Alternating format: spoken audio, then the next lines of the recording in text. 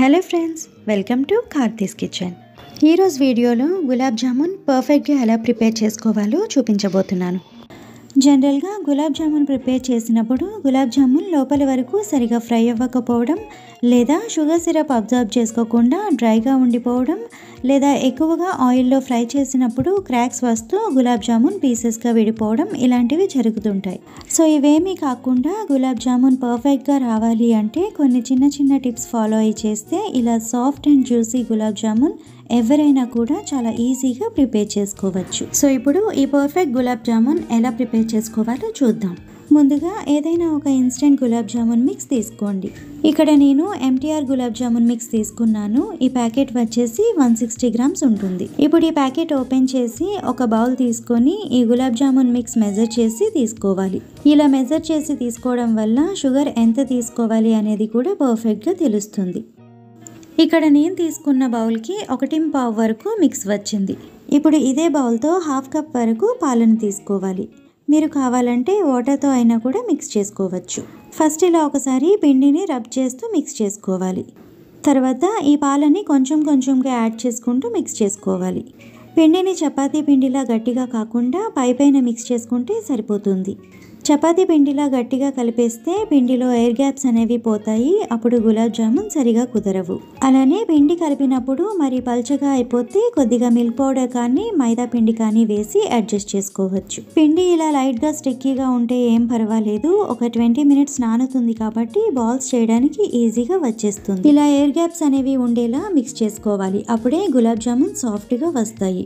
పిండి ఫైనల్గా ఇలా ఉండాలి. నేను తీసుకున్న 1/2 కప్ పాలల్లో ఒక 2 to 3 టేబుల్ స్పూన్ వరకు పాలు మిగిలిపోయాయి. సో ఇలా చూసుకొని ఒకేసారి పాలు మొత్తం యాడ్ చేయకుండా కొంచెం కొంచెంగా యాడ్ చేసుకుంటూ మిక్స్ చేసుకోవాలి. ఇలా మిక్స్ చేసిన తర్వాత ప్లేట్ పెట్టి ఒక 20 మినిట్స్ పక్కన పెట్టేయాలి. ఇప్పుడు స్టవ్ ఆన్ చేసి కడాయి తీసుకొని పిండి ఏ బౌల్తో అయితే మెజర్ చేసి తీసుకున్నారో అదే కప్తో 2.5 కప్ వరకు షుగర్ యాడ్ చేసుకోవాలి. అంటే మీరు తీసుకున్న గులాబ్ జామున్ మిక్స్ ఎంతైతే ఉందో దానికి డబల్ షుగర్ తీసుకుంటే స్వీట్ పర్ఫెక్ట్గా సరిపోతుంది. నెక్స్ట్ షుగర్ ఎంతైతే తీసుకుంటారో వాటర్ కూడా అంతే తీసుకోవాలి. 2.5 కప్ షుగర్కి 2.5 కప్ వాటర్ యాడ్ చేసుకోవాలి.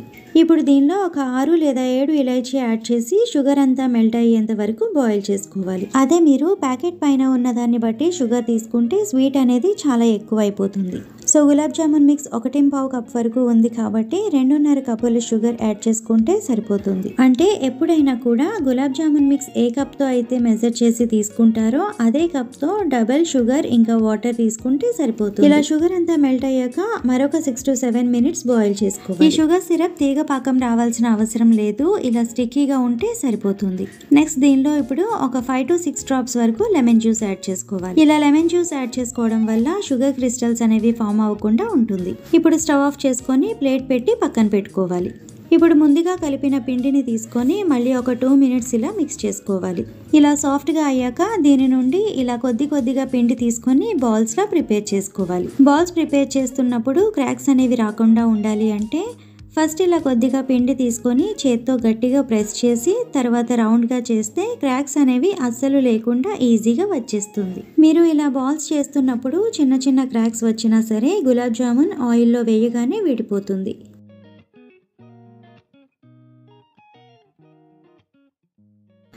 అలానే బాల్స్ అన్నీ కూడా ఒకే సైజులో రావాలి అంటే ఇలా ఏదైనా స్పూన్తో తీసుకొని చేస్తే అన్నీ ఒకే సైజులో ప్రిపేర్ చేసుకోవచ్చు. అలానే ఈ బాల్స్ ప్రిపేర్ చేస్తున్నప్పుడు చిన్న చిన్న బాల్స్లా చేసుకోవాలి. ఆయిల్లో వేసినప్పుడు ఇంకా పెద్దగా అవుతాయి. ఇలా అన్ని ఉండలు ప్రిపేర్ చేశాక పక్కన పెట్టుకోవాలి. మీరు బాల్స్ చేయడం స్టార్ట్ చేసినప్పుడే కడాయిలో డీప్ ఫ్రైకి సరిపడా ఆయిల్ తీసుకొని హీట్ చేసుకోవాలి. ఆయిల్లో ముందుగా ఒక ఉండ వేసి చూస్తే ఇలా సైడ్ బబుల్స్ వస్తూ ఉంటే ఆయిల్ అనేది పర్ఫెక్ట్ హీట్లో ఉన్నట్టు. ఇప్పుడు మిగతా అన్నీ కూడా వేసి ఫ్రై చేసుకోవాలి.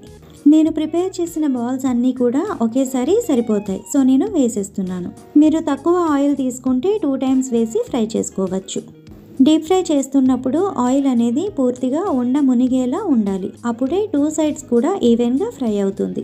బాల్స్ వేసిన వెంటనే కదపకుండా ఇలా అన్ని పైకి వచ్చిన తర్వాత ఒక గరిటె తీసుకొని ఇలా తిప్పుతూ ఫ్రై చేసుకోవాలి. అప్పుడు అన్ని గులాబ్ జామున్ కూడా ఒకే కలర్లో ఫ్రై అవుతాయి. ఆయిల్ ఎప్పుడూ కూడా లో టు మీడియం హీట్లోనే ఉండాలి. హై ఫ్లేమ్లో పెట్టి ఫ్రై చేస్తే గులాబ్ జామున్ కలర్ అనేది త్వరగా వచ్చేస్తుంది, కానీ లోపల సరిగా ఫ్రై అవ్వదు. అలానే ఆయిల్ సరిగా వేడవ్వకుండా బాల్స్ వేసినా కూడా వెంటనే విడిపోతాయి. సో చూసారు కదా, ఒక్కటి కూడా క్రాక్స్ అనేవి రాకుండా పర్ఫెక్ట్గా వచ్చాయి. అన్నీ కూడా ఇలా మంచి కలర్ వచ్చిన తర్వాత తీస్తే సరిపోతుంది. ఇంతకంటే ఎక్కువసేపు ఫ్రై చేస్తే కలర్ అనేది బ్లాక్గా అయిపోతుంది, పైన లేయర్ కూడా హార్డ్గా అయిపోతుంది. ఇంతకన్నా ముందుగా తీసేస్తే షుగర్ సిరప్లో వేసిన తర్వాత సిరప్ని అబ్జర్వ్ చేసుకుంటాయి కదా, అప్పుడు ఇంకా లైట్ కలర్లో వచ్చేస్తాయి.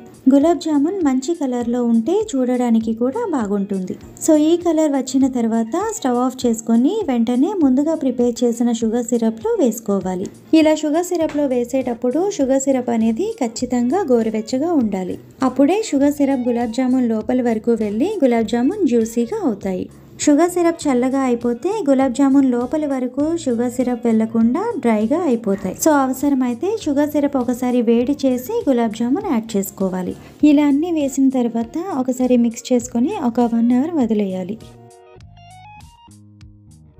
1 అవర్ తర్వాత చూస్తే గులాబ్ జామున్ సైజ్ అనేది పెద్దగా అయ్యి ఎక్కడ క్రాక్స్ అనేవి లేకుండా చాలా బాగా వచ్చాయి. గులాబ్ జామున్ చేసిన వెంటనే కాకుండా ఇలా ఒక 1 అవర్ తర్వాత సర్వ్ చేసుకుంటే షుగర్ సిరప్ అనేది గులాబ్ జామున్స్ కి బాగా పడుతుంది. సో ఇలా చిన్న చిన్న టిప్స్ ఫాలో అయ్యి చేస్తే వంట రాని వాళ్ళు అయినా లేదా ఫస్ట్ టైం గులాబ్ జామున్ చేసే వాళ్ళు అయినా కూడా ఈజీగా గులాబ్ జామున్ ప్రిపేర్ చేసేస్తారు. సో చూసారు కదా, గులాబ్ జామున్ చాలా సాఫ్ట్గా జ్యూసీగా చాలా టేస్టీగా వచ్చాయి.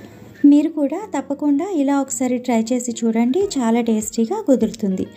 అండ్ అలానే ఈ వీడియో మీకు నచ్చినట్టయితే ఒక లైక్ చేసి ఫ్యామిలీ అండ్ ఫ్రెండ్స్కి షేర్ చేయండి. అండ్ మరిన్ని సింపుల్ అండ్ టేస్టీ రెసిపీస్ కోసం ఈ ఛానల్ని సబ్స్క్రైబ్ చేసుకోండి.